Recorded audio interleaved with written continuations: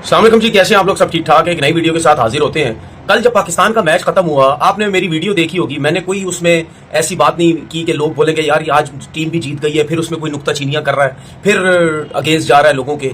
मैंने सोचा नहीं यार, चलो आज जो है मैच खत्म हो गया तो थोड़ी बहुत तारीफें कर देंगे जी पाकिस्तान टीम ने क्या किया है। लेकिन इस वीडियो में अब मैं कुछ चीजें ये बोलूंगा कि जिसमें बेशक किसी को तकलीफ होती है, होती रहे, ठीक है ना। कल जितनी तारीफ करनी थी कर दी मैंने।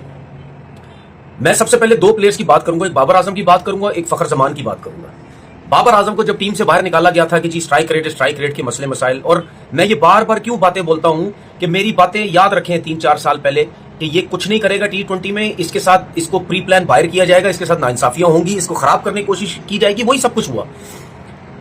एशिया कप में इसको बाहर किया गया ये कह के जी स्ट्राइक रेट, ठीक है। कौन कहता रहा? Mic Hesson. जैसे ही माइक हैसन आया इस्लामाबाद यूनाइटेड से निकल के, कौन पाकिस्तान टीम का कप्तान बना T20 का? सलमान आगा, क्योंकि सलमान भी वहां, ठीक है। उसके अलावा और भी जो इस्लामाबाद यूनाइटेड के प्लेयर्स हैं, ठीक है, वो भी कहीं ना कहीं हमें जो है वो नजर आते रहे। इस तरीके से और फ्रेंचाइजीज के प्लेयर भी हमें जो है वो टीम में नजर आते रहे, ठीक है ना। तो जब बाहर किया गया, ये सब बैठ के सिलेक्शन कमेटी में, जिसमें आकिब जावेद वगैरह, ये सब बैठ के बोलते रहे नहीं जी स्ट्राइक रेट की जरूरत है।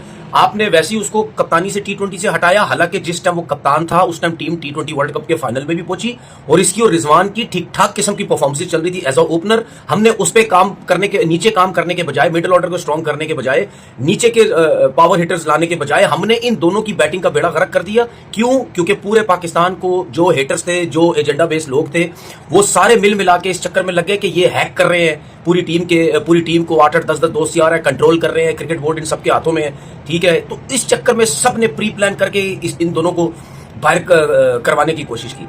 उसके बाद अब जब ये पाकिस्तान टीम में वापस आया, अभी जब साउथ अफ्रीका के खिलाफ इसने T20 में 68 रन किए थे, तो कौन से नंबर पे खेला था? तीसरे नंबर पे। फिर श्रीलंका के खिलाफ सीरीज आप जीते, आखिरी मैच में इसने 37 नॉट आउट किए, कौन से नंबर पे खेला था?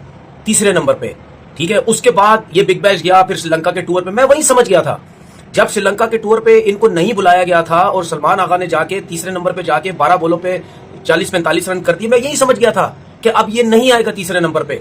हालांकि इसको तीसरे नंबर पे आना चाहिए, क्योंकि जब आपने इसका कमबैक करवाया है, जब आपने इसकी वापसी का बोला है, तो क्या अगर ये वापसी आएगा या श्रीलंका कंडीशन में या पाकिस्तान कंडीशन में आप ये कहते हैं इसको इस वजह से सिलेक्ट किया है कि यार ये एक नॉर्मल तरीके से क्रिकेट खेलेगा और अपनी बैटिंग का एक डिफरेंट रोल अदा करेगा, तो क्या जिस बंदे को ये रोल दिया जा रहा है, तो क्या वो चौथे नंबर पे आके बैटिंग करेगा? मैं तो उस टाइम ही समझ गया था प्रेस कॉन्फ्रेंस में जब सलमान आगा ने बोला, इसमें कोई इतनी रॉकेट साइंस वो बात नहीं है।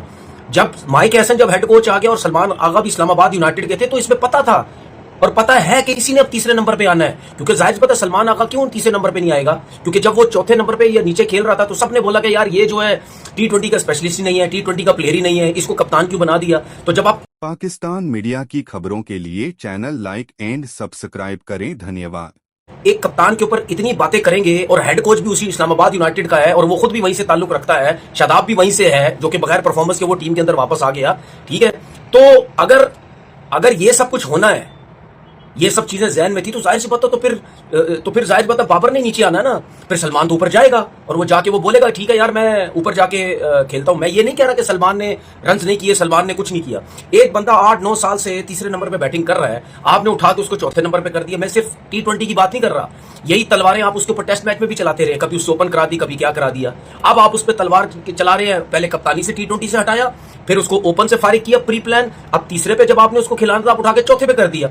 तो भाई जब एक प्लेयर के ऊपर आपने इतना प्रेशर डाला हुआ है, इतना मेंटली उसको डिस्टर्ब किया हुआ है, तो अगर वो चौथे नंबर पे भी आके कुछ नहीं करेगा और ऐसी विकेट पे जहां पे बॉल ब्रेक हो रहा है, लो हो रहा है, चाहे पाकिस्तान में आप क्रिकेट खेलें, श्रीलंका में, तो क्या आप समझ सकते हैं कि बाबर आजम जैसा प्लेयर जो तीसरे नंबर पे आए, थोड़े से उसको ओवर मिले या चौथे नंबर पे आके वो छक्के मार के आपको रन करके देगा? जब ये नहीं करेगा ऑटोमेटिकली उसको बाहर कर देंगे, और ये कोई पता नहीं है वर्ल्ड कप में उसको बाहर भी कर देंगे। क्योंकि जो प्लान हुआ हुआ जो मुझे नजर आ रहा है वो यही मुझे नजर आ रहा है कि इतनी आसानी से तो उसको बाहर नहीं कर पा रहे। मीडिया का प्रेशर, अवाम का प्रेशर, ठीक है, उसको लोग देखने आते हैं, तो क्या करें अब? इसी तरीके से तीसरे से अब आप उसको चौथे पे लेके आए। तो ये अब चीजें बाबर आजम को खुद सोचनी पड़ेंगी। बाबर आजम अगर ये समझ रहा है कि मैं बस टीम में एडजस्ट रहूंगा, खेलता रहूंगा, तो भाई आपकी अपनी सोच है। आप क्यों कैसे बड़े प्लेयर है फिर मुझे समझ नहीं आ रही भाई।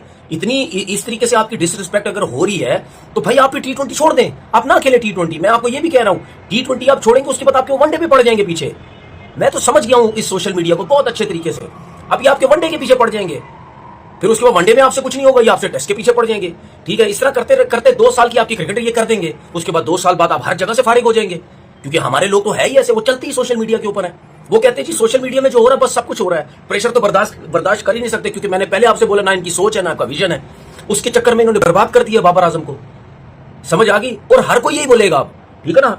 अब जिस तरह मैं ये कह रहा हूं कि यार उसका चौथा नंबर ही नहीं बनता, मैं तो ये कह रहा हूं ना चौथा नंबर नहीं बनता, तो लोग तो ये कह रहे हैं कि यार इसको तो ड्रॉप कर देना चाहिए, और वो हो जाएगा ड्रॉप, जो कि मुझे पूरा प्लान नजर आता है कि इसी तरीके से इसके नीचे ले जाके इसको यहीं मारो, क्योंकि ये ऐसा प्लेयर है, ये छक्के चौके तो मार ही नहीं सकता ना, ये 10-10 12-12 की एवरेज लेके चल सकता है, कुछ नहीं करेगा, फारिग कर देंगे, फारिग करेंगे ऑटोमेटिकली टीम से बाहर हो जाएगा। इसीलिए मैं बार बार बाबर आजम को बोलता हूं कि भाई अगर आपने इनका मुंह बंद करना है तो आपको कुछ करना पड़ेगा, वरना वो भूल जाओ कि मैं ओपन चला जाऊं, मैं तीसरे पे अब भूल जाओ, अब नहीं होगा ये, क्योंकि सलमान आगा साहब कप्तान है भाई, उसने भी अब ये मेरी बात सुने, अब ये सारे चैंपियन बनते, करो ना नीचे आके रन, सलमान आगा साहब आओ ना नीचे रन करो ना आप। तो फिर बाबर को क्यों बोला जाता था ओपन करता है, सर्किल में खेलता है, इसका मतलब आप भी यही सब कुछ करते हैं, आप भी नीचे नहीं खेल सकते, आप भी ऊपर आके रन करके अपनी टीम में जगह बना रहे हैं, जिस तरह दूसरे बाबर को बोलते थे। अब फखर जमान दूसरा पाकिस्तान मीडिया की खबरों के लिए channel like and subscribe. Player Fakhar Zaman के साथ आप क्या कर रहे हो? कहां ओपन करता था, कहां तीसरे पे लेके आए, फिर चौथे पे लेके आए, फिर पांचवे पे लेके आए, तो क्या उसकी क्रिकेट खत्म है? वही उसके साथ भी यही सब कुछ करते रहोगे? मेरे को तो सबसे ज्यादा अपने प्लेयरों पे ये हैरानगी होती है कि ये कहते हैं जी पाकिस्तान की खातिर। अबे भाई पाकिस्तान की खातिर क्या होता है मुझे बताओ? क्या आपका अपना नंबर कोई नहीं है? अपना नंबर कोई नहीं है? पाकिस्तान की खातिर उस टाइम बात होती है कि चलो यार कभी कभार मैच में ऐसा हो जाता है कि यार शफलिंग करनी पड़ जाती है, ठीक है ना, कोई सिचुएशन ऐसी बन जाती है कि फखर जमान आज आप ओपन नहीं जाएंगे, आप जरा नीचे चले जाएं, या मैच की सिचुएशन ऐसी बन रही होती है कि यार आपको रोक के हम दूसरे प्लेयर को भेज रहे हैं, ये होता है यार चलो पाकिस्तान टीम की खातिर चले जी, हमने अपना नंबर ऊपर नीचे आज के मैच में कर दिया। ऐसा थोड़ी है कि पक्का ही आपको चौथे पे कर दिया, ये पक्का पांचवें पे, ये कौन सा तरीकेकार? तो आप रन कैसे करेंगे, कैसे रन करेंगे? मतलब यानी जो स्पेशलिस्ट थे सर्किल के, फखर जमान जिस तरह स्पेशलिस्ट था सर्किल का, छक्के वक्के मारने का, आपने उसके साथ क्या कर रहे हो? आप उससे ऊपर आप साइम अयूब को लेके आ गए हो, उससे ऊपर आप जो है वो साहबजादा फरहान को लेके आ गए हो। मैं आपको एक चीज बताऊं, आप एक चीज ज़हन में रखना, जो लोग, चाहे रिजवान है, चाहे बाबर है, चाहे फखर जमान है, ये तीन वो लोग हैं जिन्होंने सिलेक्टर से सवालात करने की कोशिश की, जिन्होंने जो कुछ चीजों पे क्रिकेट बोर्ड के अगेंस्ट गए, ठीक है, कुछ बोर्ड के लोगों से इन्होंने अपने लिए सवालात की, अपने लिए चीजें पूछी। इन तीनों के साथ देखो क्या हो रहा है। इसका मतलब ये पाकिस्तान मीडिया की खबरों के लिए चैनल लाइक एंड सब्सक्राइब करें। धन्यवाद।